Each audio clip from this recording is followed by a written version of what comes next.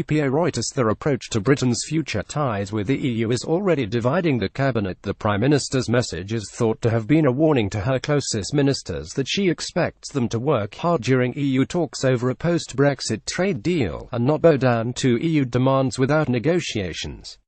The group, which has been dubbed the Brexit War Cabinet and includes Chancellor Philip Hammond, Foreign Secretary Boris Johnson and Environment Secretary Michael Gove, began discussing options for the future UK-EU relationship in a Downing Street meeting which lasted a little more than an hour and a half. And the ministers present at the meeting were reportedly divided over how the UK should approach negotiations about post-Brexit relations. Mr. Gove, Mr. Johnson, Trade Secretary Liam Fox and the new Defence Secretary Gavin Williamson are believed to be among those pushing for Britain to diverge from the EU rules and regulations and allow Britain to forge new trade deals with the rest of the world.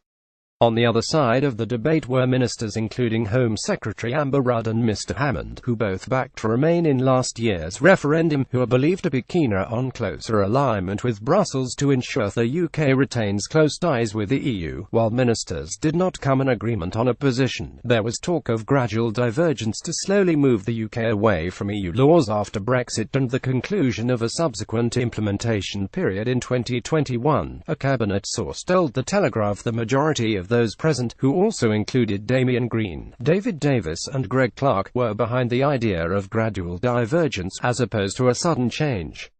Ministers backing more divergence were reportedly pleased with the outcome of the meeting.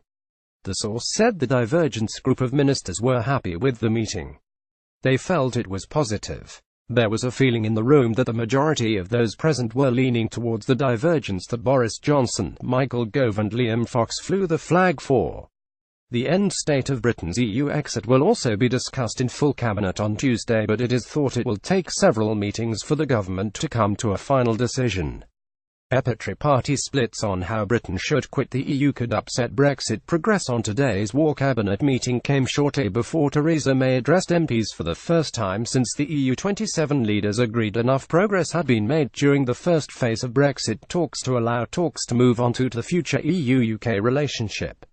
She told MPs her first priority, ensuring a reciprocal agreement on citizens' rights, had been achieved.